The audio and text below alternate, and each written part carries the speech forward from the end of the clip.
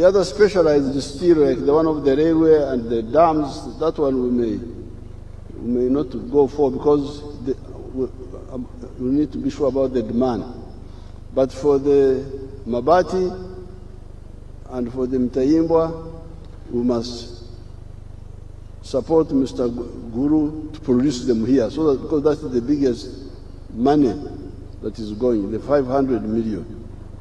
And I hear that East Africa spends 5 billion on steel products, steel imports. You have heard that Kenya spends $800 million. That's what the president told you.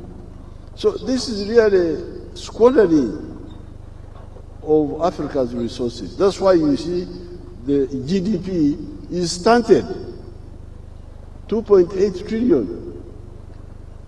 That's more or less like the GDP of one small country like UK. If you see the GDP of UK is maybe about that.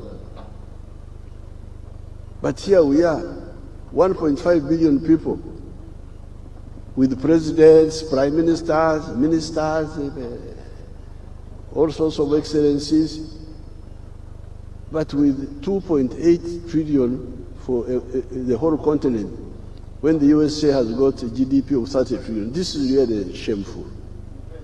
So I'm very glad that we are here. You are all part of the liberation process. I want to thank you, Mr. Guru. Thank you very much. And I want to thank you, who makes you do things.